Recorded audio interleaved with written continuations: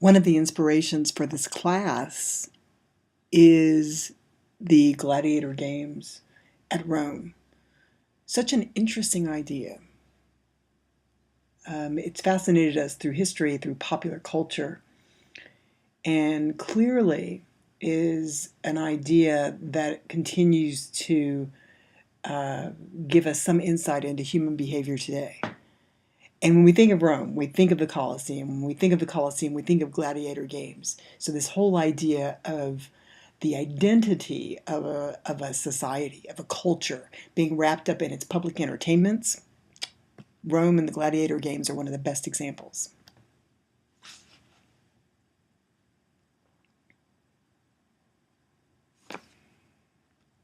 So we're going to Italy, and the city of Rome itself is right smack dab, as you can see, in the middle of that Italian peninsula.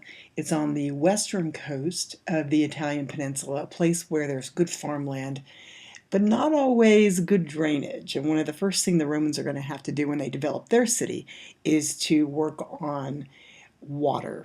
You know that the Romans are famous for their aqueducts, famous for their engineering, and they're going to have to drain that city in many cases because the rivers flow there right into the sea and it's low-lying ground.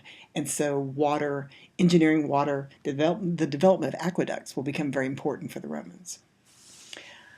That's a bit of a digression, but our aims today in this video are to look at the origins of the gladiator contests here in Italy. Who were these gladiators? Let's take a look at that. What does the history of the gladiators tell us about Rome? And then what might that history tell us even about ourselves? So the origins, who are these people? And what does the history of the gladiators tell us about Rome? And by extension, perhaps about ourselves. If you're reading your Keith Hopkins article on the gladiators, the article is entitled Murderous Games, he'll tell you that the origins of the gladiator games seem to be religious. That the earliest example we can find in our history, in our sources, comes from the family of D. Junius Brutus Pera. This young man and his brother staged a funerary match in honor of their father who had passed away.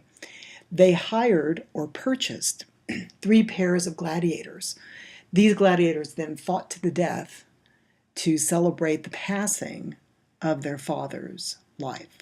This was in 264 BC. It was thought that the death of these gladiators might in some way serve as a human sacrifice, might in some way serve their ancestors in their fighting, as heroic fighting, but also in their death and the shedding of blood. So a very sort of gruesome, solemn, religious beginning. If we can push ahead to Julius Caesar, even Julius Caesar is involved in the gladiator games. This is before the gladiator games become the big public spectacle that we know them to be. Excuse me, for Julius Caesar in 65 BC, he is going to put on a gladiator competition as well. He'll celebrate his long dead father. His father had died at least 10 years previous. And this will be much bigger than that previous example we had. This time, we're going to have, instead of 3 pairs of gladiators, we're going to have 320 pairs of gladiators. He's also going to have condemned criminals forced to fight wild animals. So extraordinary animals, tigers, lions, brought in from the various places Julius Caesar campaigned to show the sort of exotic places he had been. And then also gladiators fighting, perhaps not all to the death, we don't know for sure on that one, but condemned criminals being forced to fight animals.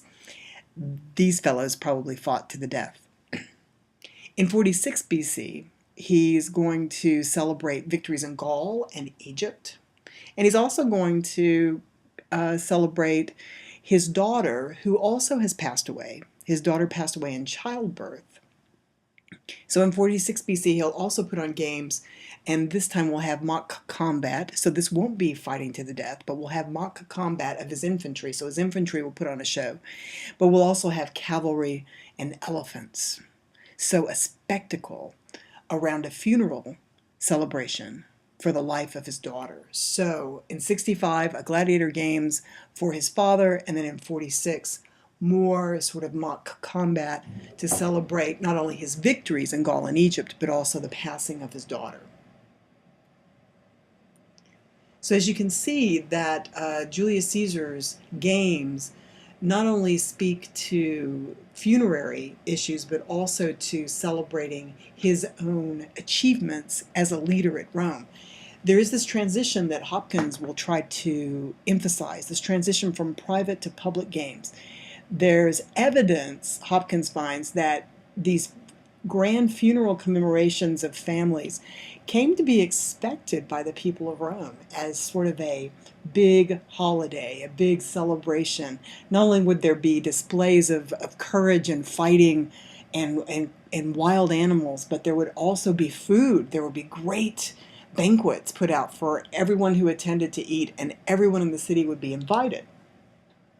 In 42 BC, the city of Rome itself put on gladiator games, and this is the first reference we can find in our sources that the city is actually responsible for this. Over time, it became the obligation of politicians who wanted to advance their careers to put on great spectacles to commemorate the Roman state and to celebrate the Roman people. These gladiator games, we think, as early as 42 BC, start to become expected and to be part of that process. So these were religious celebrations, these are theatrical, they're big shows, they're also athletic and militaristic competitions, and of course they are very expensive. This is an image of the city of Rome in the 2nd century AD, so this is a little bit later in time. We were talking about the 1st century BC on the previous slide, but as you can see, the city is growing. This is a model you can take a look at if you're ever in Rome, and I hope you get there. At one of the great museums in Rome, you can find this. So it's an amazing model. And in this particular image, you get here the Roman Colosseum built in the 1st century AD. There you also have the Greek is the Hippodrome. In Latin, it's the Circus Maximus, the Great Circle. This is where a lot of races took place. If you've seen the film The Hunger Games, you may recognize this. They tried to recreate this in the Catching Fire, I believe, edition of The Hunger Games, and here's where the head of the civilization, it sort of looks like an emperor, was. So again, if you've seen that film, you've seen sort of a recreation of that. Over here, to the left, is an Odeon, and this is just for concerts, sort of like our In-Trust Arena. So who are these gladiators? Who are they? They're perhaps slaves. They are perhaps have military background or military training, we think. They may be people who've been captured in war. They may be people who've been condemned to death for some reason. But if you're going to fight in the arena, if you're going to fight in a public demonstration, you need to know what you're doing. So we think that a lot of these folks had military experience. So they might have been war captives. In that regard, they might be slaves. We're not exactly sure how one becomes a gladiator in the beginning of one's gladiator career. The term gladiator comes from the weapon that they were using, and this is a Spanish short sword, also known as a gladius. The image I have here is a replica of one from Pompeii. Again, we said that the gladiators may be slaves. They could be volunteers as well. People, over time, these spectacles became very popular, and you could make some cash. You could gain some wealth. It's a dangerous kind of occupation because it could get very violent, as you might imagine. But we do think that people had maybe some military training. You could be male or female. We know that there are women who are gladiators. We have the archaeological evidence to support that. We have the skeletons. So it's an interesting idea to think of both men and women participating in this. And you would have to go through training. We have some videos for class showing the kind of training that gladiators would go through. And don't forget, this is theatrical training, so it's not only fighting that one had to go learn how to do, but it's also fighting on the stage. So those of you who have a theater background know what we're talking about there, that there's certain techniques you have to use so that people can actually see you fighting and see you using skills. To that point, here is a rendering of an archaeological site in Germany. It's not just in Italy. Wherever the Roman Empire was, the gladiators went. This is a gladiator training school that was unearthed in Germany. This is sort of an overhead view. Here's the arena. It's very small in this case. Along that line, there are sort of barracks where people were kept. And you should know that these gladiators who lived in these barracks were actually chained at night. So you were chained to your bed, so you could not escape. You see here some fortifications, a guard tower, if you will. And here is an artist rendering of what it might have looked like on site. Yeah, so here's the sort of overhead, and then here's a little bit different perspective.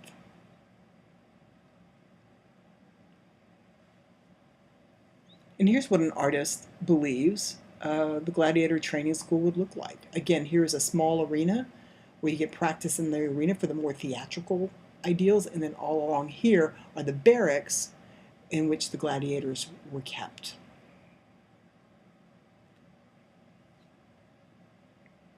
We have other archaeological evidence and artistic evidence that demonstrates training for gladiators. This is a mosaic out of Pompeii, and here, this fellow here in the white is your trainer, and you may see that he has a long rod or a stick with which he would point, hit people. This fellow has lost his shield and looks like he's about to have some words with the trainer. And you can also have a feeling of the different kinds of helmets they wore, the different weapons that they're carrying. I think, and this fellow here has a gladius, you could just barely sort of make it out. So shields, armor, weapons. In addition to artwork and archaeology, we also have written accounts of people who went to the gladiator events. And in this particular case, we have a fellow by the name of Quintilian who's sort of trying to imagine what it would have been like to be a gladiator in the arena. And we have this small quote from him, and the thing that's nice about this is it sort of gives the impression from a spectator's perspective that we have some empathy for these people who are going to perform in this manner.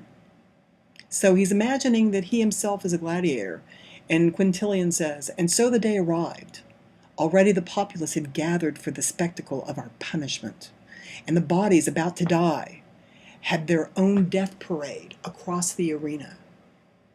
So they're walking across the arena to sort of be on display. The presenter of the show, who hoped to gain favor with our blood, took a seat, either to gain favor with the people or to gain favor with someone above him politically.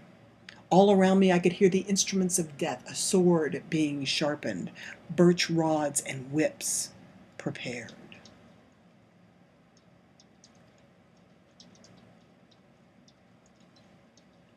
So this idea of the gladiators, again, you have lots of videos in this content folder that talk about training and other things. But the gladiators find their way into popular culture, not only the literature of Quintilian, but also into art. And so we've already looked at the sort of mosaics over here to the right, but to the left you find, something that we might consider to be something of like a bookend, but it's really it's a sculpture to have on a shelf or a table. Here is a gladiator mask or helmet, if you will, that's very small. It's meant to be sort of an object of art. And over here, a child's toy of a gladiator carved out of soapstone.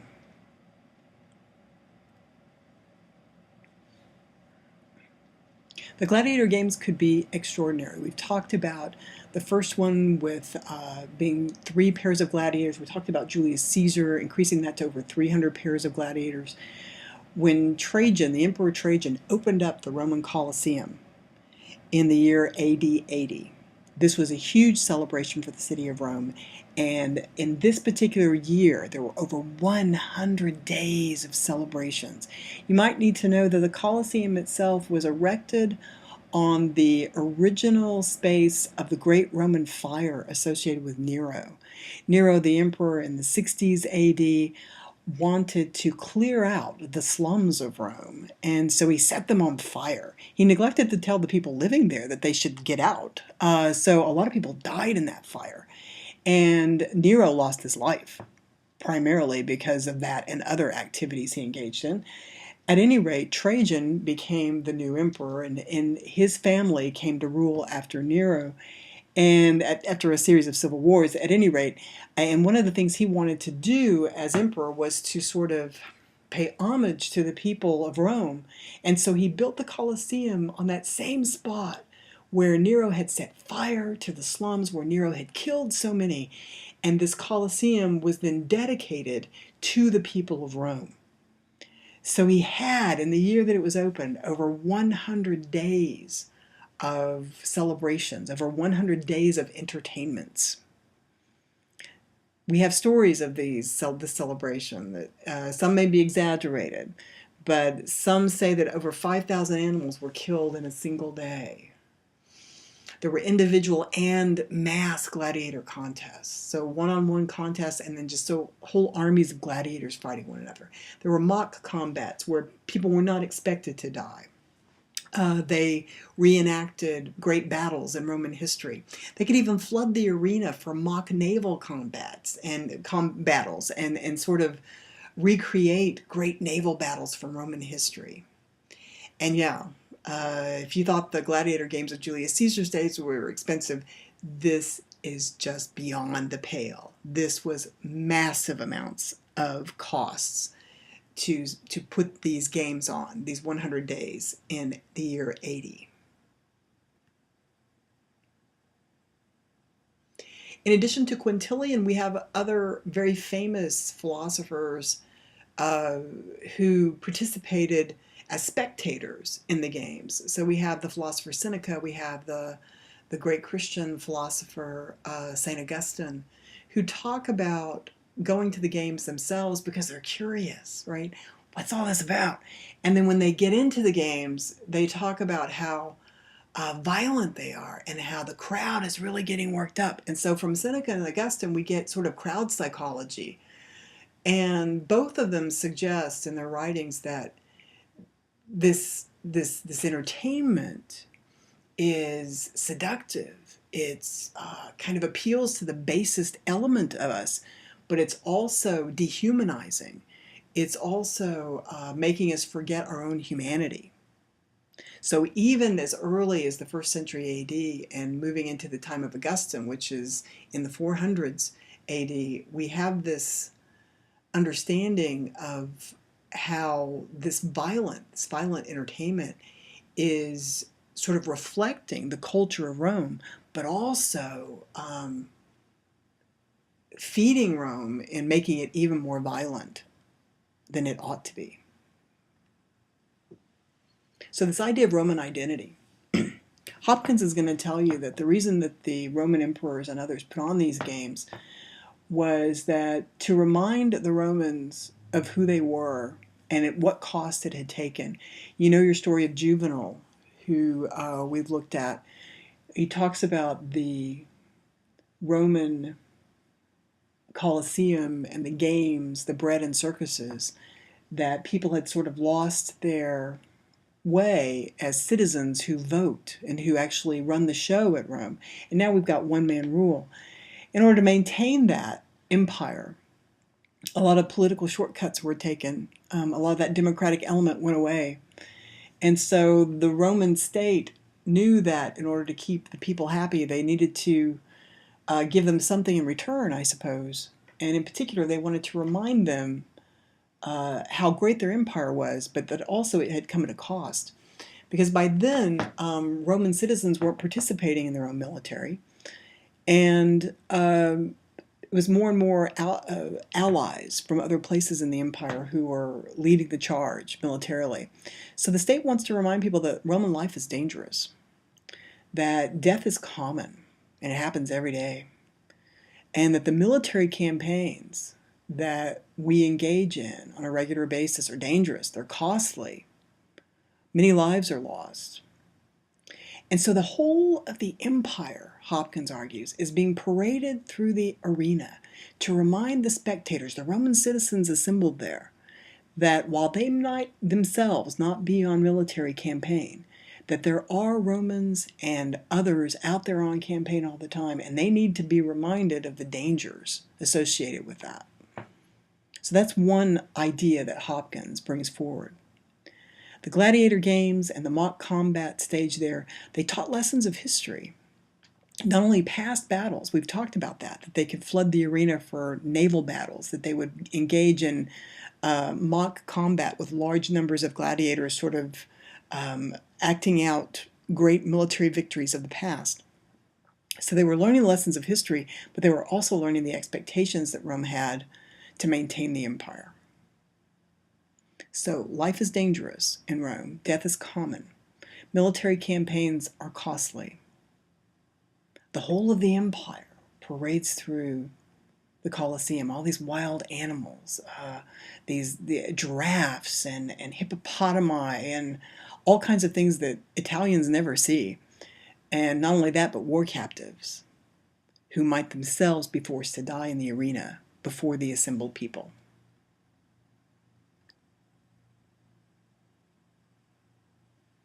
We've talked a little bit about Quintilian and Seneca and Augustine giving us sort of their own take on what it would be like to be a spectator. And so crowd behavior is interesting at the gladiator games. The arenas were always full. We think that the Colosseum could hold about 50,000 people. The city of Rome was well over 1 million in population, so not everybody got to go. But the public seems to demand these entertainments, at least according to Juvenal. The public seems to demand it. The shows can be very costly. Lots of taxpayer dollars are used to put on these shows. And if the emperor thought that the crowd was getting out of hand, and they could, the emperor could, command that a whole section be thrown right into the arena and that they become part of the show. So the crowds, we understand, could really get out of hand, and that violence could erupt in the stadium. And occasionally the emperor would just force those people in. We have an example from Pompeii, if you know Pompeii, to the south of Rome. And this is a depiction of the arena at Pompeii. So you have here the arena, and you can see here in the arena that we've got an exhibition going on, that there's a arena, that there are gladiator contests happening. And at the same time, however, you've got people outside the arena who are fighting one another, striving for one another. Here's this poor fellows have been knocked down. And so we have historical references to riots breaking out where people would choose one team of gladiators over the other, and they would start fighting each other in the stands and eventually take that fight out into the streets. So we see, much like we see riots in our own time associated with sports events, perhaps, right? I guess European football in particular is one of the best examples, especially in England. We can see riots breaking out or fights breaking out in the actual stadium, and then people get kicked out of the stadium and they take that fight out on the streets. So the same thing could happen in ancient Italy, in ancient Rome. One of the other elements that Hopkins talks about is this idea of political theater, and we've sort of imbued our whole presentation with that. Back in the day of the Roman Republic, people voted more. People had more of a say. Juvenal tells you in that selection from his satire that people commanded legions, people commanded the treasury, people were in charge of everything. And in the empire, that's moved away towards one-man rule. But at the gladiator games in the Colosseum, the citizens could interact with their leaders at these kinds of public spectacles. We have, let me back up on this, we have, for example, this idea that, that the crowd could tell the emperor whether a gladiator lived or died, right? That harkens back to the old Roman republican idea that the people of Rome, the Roman citizens, had the right to decide whether or not the death penalty was carried out in their state. They actually voted on that, which is very interesting. And so in the Colosseum, before Gladiator, tradition maintains, before Gladiator was killed, the Roman people could actually chant, could actually demonstrate for the sake of that person. They could ask the emperor to spare his life, or they could ask the emperor to kill him. And this leads us into this next slide of the idea of gladiators as heroes. That's certainly come across in popular culture for us today, right? But for the Romans, we think that also was the case. Again, not all gladiators fought to the death. Gladiators were a lot like modern-day prize fighters, modern-day wrestlers, in that people followed their careers and hoped that they would be successful all the time, meaning that they would not die. And oftentimes you could lose a fight and not die. So to kill a gladiator is an expensive proposition. So not all gladiators died in the ring. Very few actually did. Gladiators could win cash. They could win what's called a gold crown. And that's actually a crown, typically made out of leaves. Looks like laurel leaves for a victor. But the leaves are dipped in gold.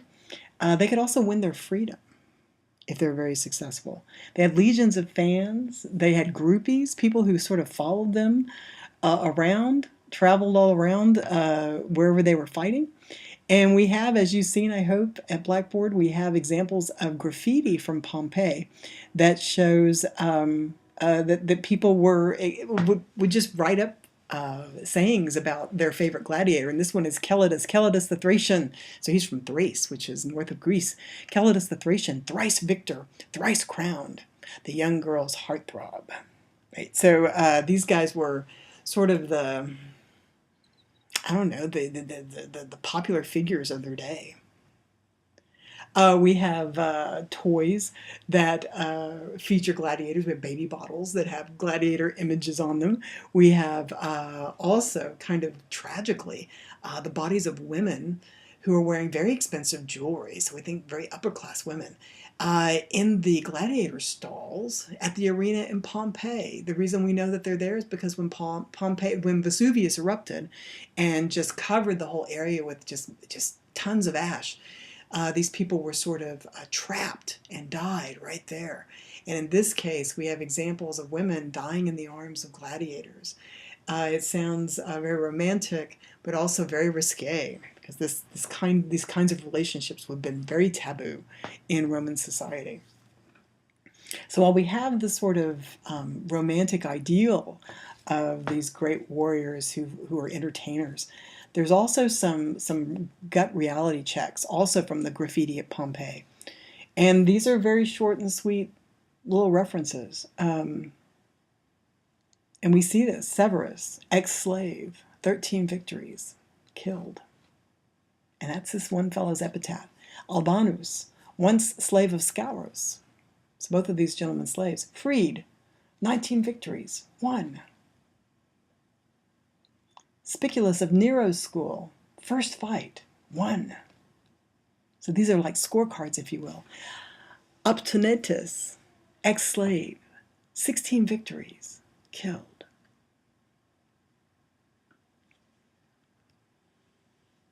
And I think one of the most touching funerary markers we have, to the revered spirits of the dead, Glauco, born at Mutina, fought 7 times, died in the 8th. He lived 23 years and 5 days. Aurelia set this up to her well-deserving husband, together with those who loved him. Hail and farewell. There's a lot that we can imagine from a funerary marker like this. But 23 years old, 23 years and 5 days, life was hard for a gladiator.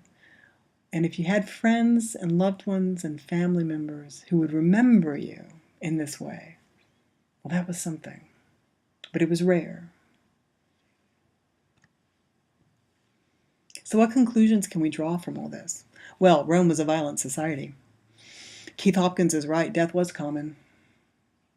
There was originally a religious component to these contests, celebrating both life and death, and it may have something to do with an element of offering blood sacrifice. We don't know for sure. We don't know enough about that element of Roman society.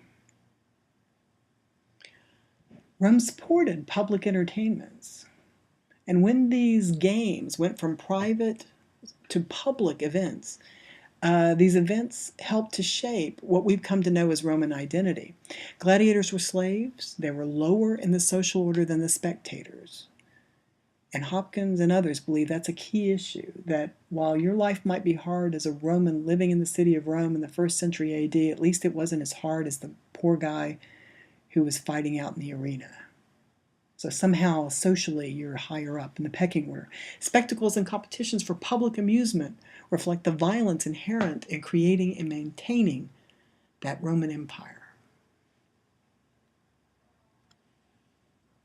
Why fights to the death? Why fights that featured killing unarmed criminals and animals? This just seems the height of cruelty. Hopkins suggests the social psychology of the crowd helped to relieve the individual of responsibility. So if you're in the theater and you're watching people being killed, if you're in a group and you get that group psychology going, this group acceptance happening, that it's easier to go along with it. That doesn't speak well of humanity, but it seems to be something that we've witnessed in history from time to time. The same psychological mechanisms support spectators identifying more readily with the victor of the aggressor than the sufferings of the vanquished. You might think about that and think about if you have any other comparisons that you can make to that.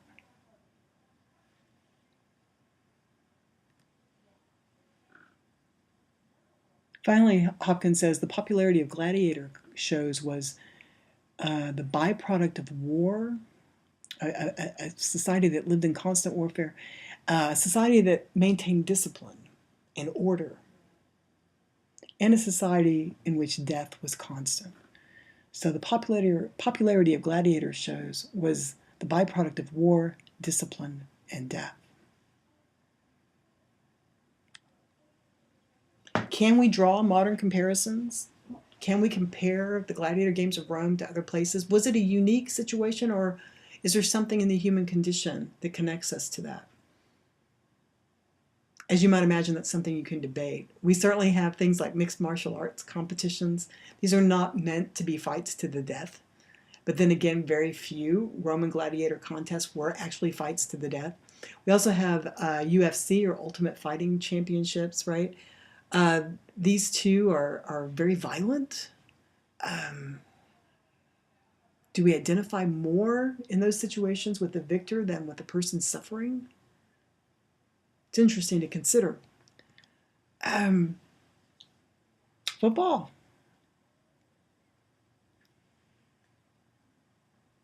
A lot more people here than in the Roman Colosseum, yes?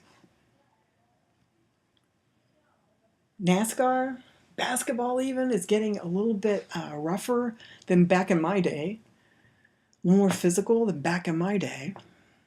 So NASCAR, football, basketball. Yeah. And of course, popular culture. And we've already mentioned a little bit about the Hunger Games, but this idea of bringing back these ideals that Hopkins is talking about and putting them into popular literature and film for us today is just an indication that some of these ideas, these fears, these concerns about society continue, these ideas about what makes a hero, right? These are still something very popular in the human imagination.